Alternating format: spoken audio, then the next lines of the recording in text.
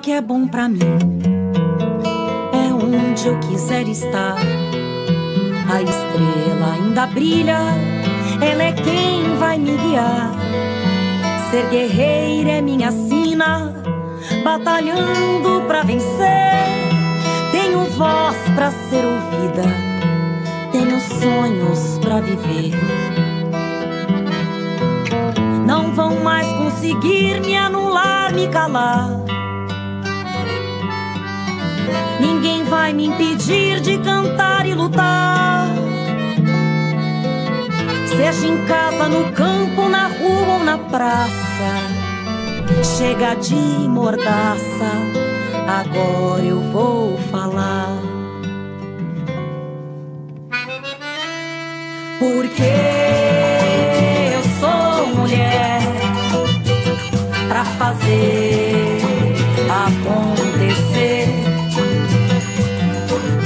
Eu sou uma delas, são elas por elas, ocupando os espaços de poder. Na última aula desta semana sobre violência política de gênero, recebemos a Coordenadora-Geral de Prevenção de Violência contra as Mulheres do Ministério das Mulheres, Pagu Rodrigues. Olá a todas, todos, todes. Eu me chamo Pagu Rodrigues, eu sou uma mulher indígena. Hoje estou coordenadora geral de prevenção à violência na Secretaria Nacional de Enfrentamento à Violência aqui do Ministério das Mulheres. Tenho uma longa atuação já no movimento feminista, no movimento indígena e em lutas que contemplam aí a questão ambiental. E hoje estou aqui nessa função também de formular, produzir e implementar política para as mulheres em âmbito federal. Hoje a gente vai conversar um pouquinho sobre violência política de gênero, entender, né, melhor o que é esse tipo de violência, que apesar de ser muito antiga no Brasil, né, e nas nossas estruturas de Estado e do fazer da política institucional, mas não só, é muito recente a nominação e o reconhecimento desse tipo de violência como um crime, né? A Lei 14.192 de 2021 estabelece normas para prevenir, reprimir e combater a violência política contra a mulher nos espaços e atividades relacionados ao exercício de seus direitos políticos e de suas funções públicas, e para assegurar a participação de mulheres em debates eleitorais, e dispõe sobre os crimes de divulgação de fato ou vídeo com conteúdo inverídico no período de campanha eleitoral. Então, para iniciar, quer dizer, violência política de gênero é aquela que está baseada na diferença entre mulheres e homens, e vinda exatamente de uma sociedade pautada pela misoginia, pelo patriarcado, pelo machismo, e que, sobretudo, atinge as mulheres, né, nas suas inúmeras diversidades e identidades de gênero, né, uma violência que atinge sobremaneira, em sua maioria das vezes, as mulheres. É comum que se debata a criminalização da violência política de gênero sempre a partir da perspectiva institucional da política, qual seja, essa perspectiva eleitoral, que são as mulheres que ocupam os espaços de poder da política institucional, da política eleitoral, que estão eleitas, né, para exercerem seus mandatos nas inúmeras câmaras legislativas, mas também dentro do poder executivo, né, federal, estadual, municipal. E exatamente por ocuparem esse espaço que historicamente não é dado direito às mulheres ocupar, né, dentro da estrutura do patriarcado, é que sofrem violências como forma de as retirar e de as desmotivar a participar dos espaços dessa liderança política. E a gente tem assistido, né, vários casos no Brasil de mulheres que estão eleitas vereadoras, deputadas estaduais, deputadas federais, e que sofreram uma série de assédios sexuais, morais, ameaças em redes sociais, por ocuparem espaços de luta importante. Mas o que a gente tem presenciado também é que essas mulheres que estão sofrendo ameaça nos seus espaços de liderança também são mulheres defensoras de direitos humanos. E as coisas se relacionam, né? Porque dentro de uma estrutura machista e misógina como a que a gente vivencia, enfrentar esses processos significa também se colocar numa posição que a sua liderança vai ser ameaçada pelos homens, né? Só que eu acho que a gente tem outras tantas frentes necessárias desse debate sobre violência política de gênero. E a gente sabe que para debater e aprofundar esse processo é necessário que a gente pense sempre como que essa violência se dá para mulheres indígenas, para mulheres negras, para mulheres lésbicas, para mulheres trans, que ocupam esses espaços, mas não só. Como que essas violências acontecem também para lideranças femininas que não exatamente estão eleitas nos parlamentos ou que ocupam espaços em cargos executivos, né? A gente está num processo, né? A gente tem um grupo de trabalho interministerial hoje, que é coordenado pelo Ministério das Mulheres, em parceria, né, interministerial com o Ministério dos Povos Indígenas, Ministério de Direitos Humanos e Cidadania, de Igualdade Racial, que está formulando uma política nacional sobre enfrentamento e prevenção à violência política de gênero.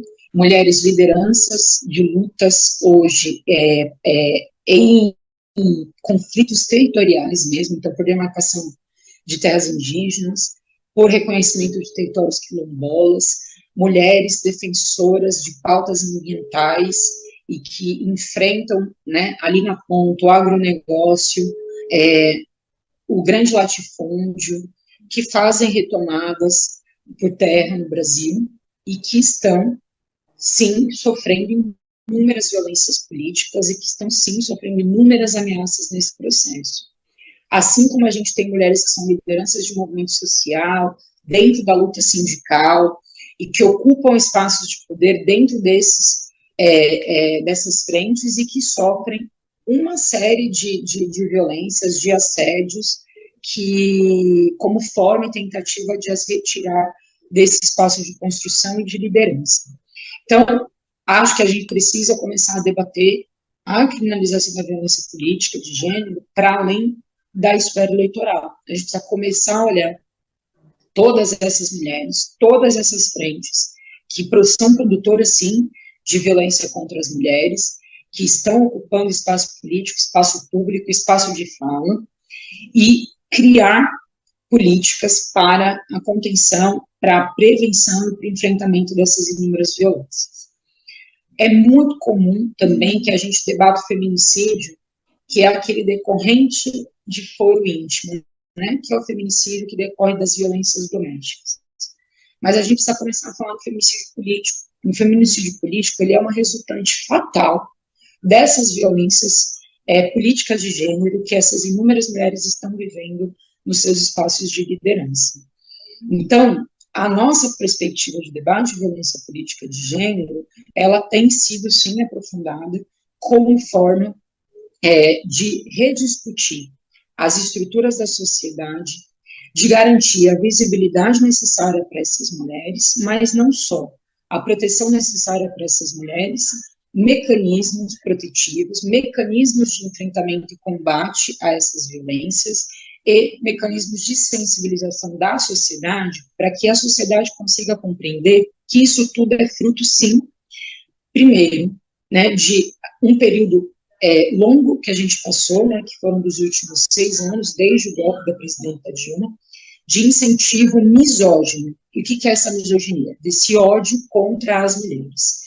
E de um incentivo que foi feito por representantes de Estado, né, como o presidente anterior, inominável, que fez uma série de ameaças às mulheres em público, que incentivou discursos de ódio contra as mulheres, que diminuiu o papel das mulheres e, portanto, incentivou esta prática socialmente. E a gente viu que nos últimos anos, né, nos últimos 4 anos, os índices todos dessas inúmeras violências contra as mulheres subiram. E em decorrência disso, os índices de feminicídio no país também subiram, né? Porque é uma cadeia, é uma escalada de violência que leva à fatalidade do feminicídio.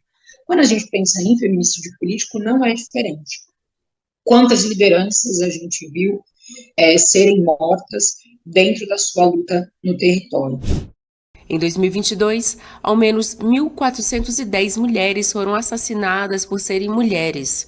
Este número representa um aumento de 5,5 em relação a 2021, quando foram registrados 1.337 casos. É também o número mais elevado de toda a série histórica iniciada em 2015.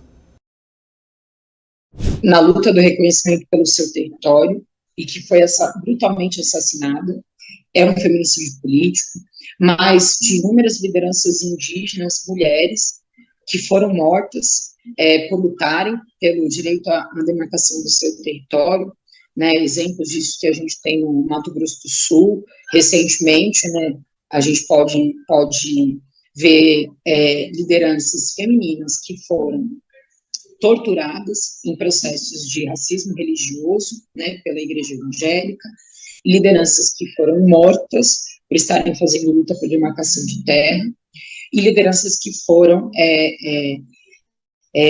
violentadas sexualmente por estarem fazendo luta por terra. Isso tudo é violência política de gênero, porque você violenta aquela mulher como forma de desestruturar a atuação política que ela faz em defesa de um determinado tema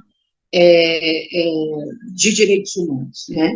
Assim como a gente viu lideranças ambientalistas morrerem porque estavam defendendo um outro modelo, um outro modo de vida, enfrentando o grande capital, enfrentando o agronegócio e o capital financeiro nesse país. Então, eu acho que é com essa perspectiva que a gente tem que começar a ampliar o debate sobre violência política de gênero. As saídas, né, para isso são várias, mas a gente pensa sempre em 3 frentes quando a gente fala em prevenção, né, de violências que tocam as mulheres, que é a prevenção primária, que é aquela primeira prevenção que a gente faz exatamente como disputa social, né, de uma consciência social, de uma mudança cultural que tem que perpassar toda a instituição, todas as instituições, incluindo a rede de ensino, né, a educação no Brasil, que é para impedir que essas violências aconteçam. A segunda, que é a prevenção secundária, que a gente chama, que está pautada exatamente na estruturação da rede de acolhimento dessas mulheres que estão em situação de violência política de gênero, para impedir, né, que elas voltem a sofrer qualquer outro tipo de violência, né? E, portanto, a gente precisa realmente de uma estrutura de Estado preparada para lidar com essas inúmeras tipificações da violência política de gênero, que não são só aquelas cometidas em âmbito eleitoral, né? E, portanto, também a gente precisa ampliar essa perspectiva do tipo penal, que é o que a gente tem hoje de violência política de gênero, que é só eleitoral, né? Ampliar socialmente mesmo.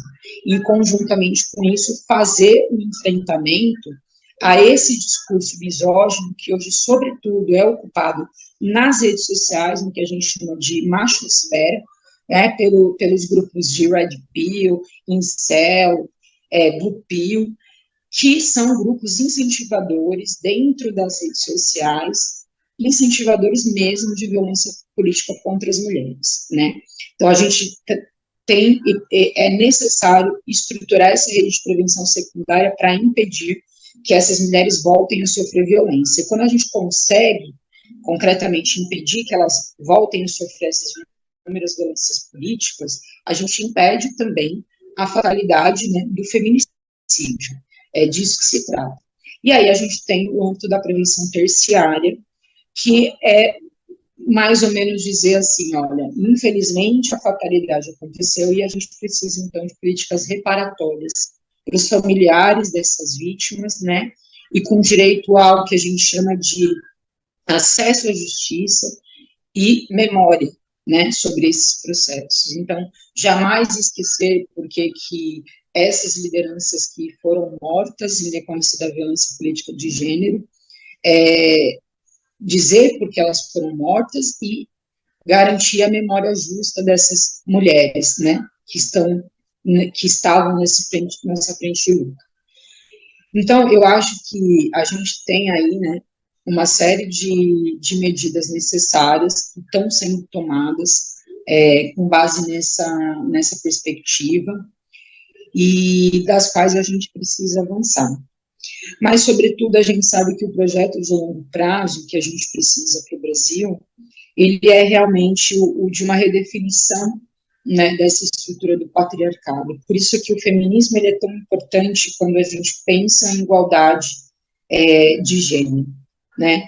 Porque não é só no âmbito da construção de políticas de prevenção à violência, seja primária, secundária e terciária. A gente precisa de um conjunto completo dessas políticas que perpassam autonomia econômica, que perpassam políticas de incentivo à ampliação das mulheres nos espaços de poder, né, sejam eles espaços eleitorais, sejam eles espaços de direção dos movimentos, dos sindicatos, das organizações de bairro, das organizações sociais. A gente tem que ter política concreta de, no mínimo, 50% da presença de mulher nesses espaços, conselhos e números temáticos que a gente tem no Brasil.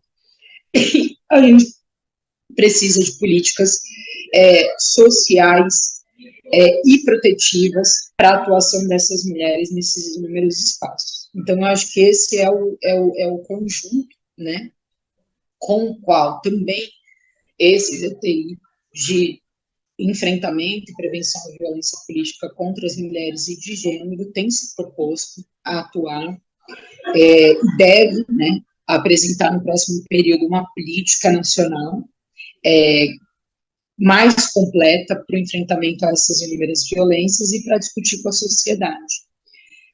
A gente sabe a importância que representantes de governo têm nessa discussão, então ter um presidente hoje como Lula que vai, né, em rede nacional e diz, olha, violência contra as mulheres não pode, é fundamental para que as pessoas consigam ter um mínimo de sensibilização e consciência sobre essas violências e não as reproduzam, né?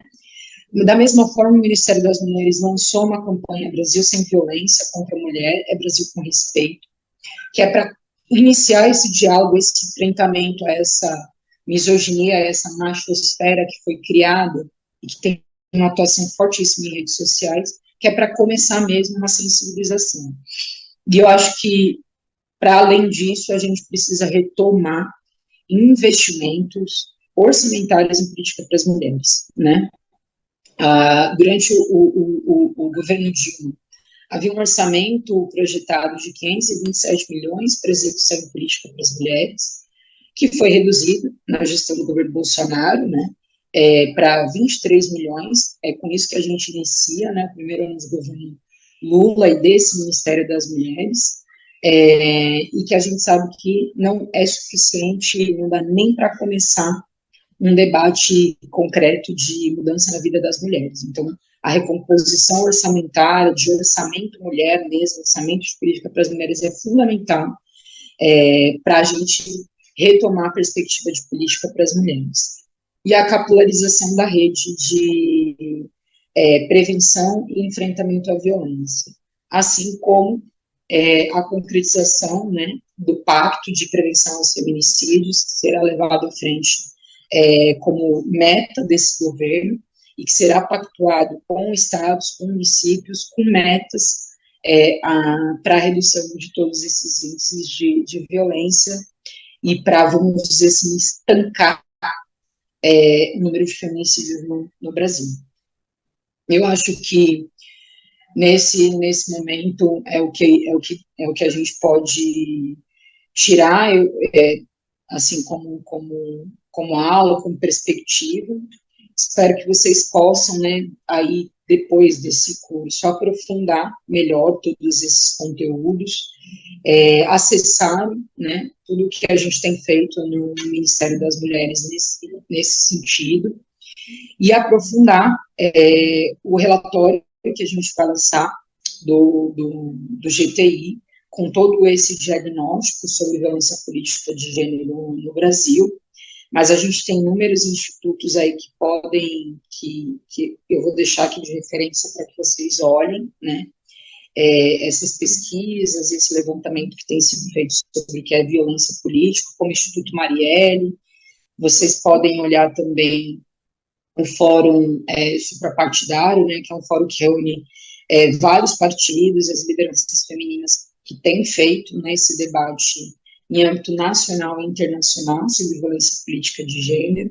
A gente tem estudos do Conselho Nacional de Justiça, notas técnicas que foram produzidas pelo Observatório de Violência de Gênero no Brasil, que são materiais importantes a serem consultados para a gente pensar a ampliação dessa perspectiva.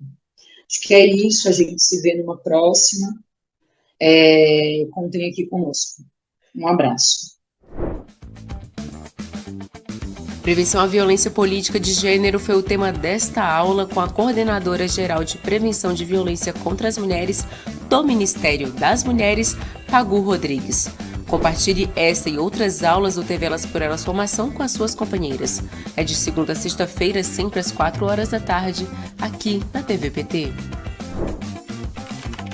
Reveja esta e outras aulas na playlist TV Elas por Elas Formação, no canal da TV PT no YouTube ou em formato de podcast no Spotify.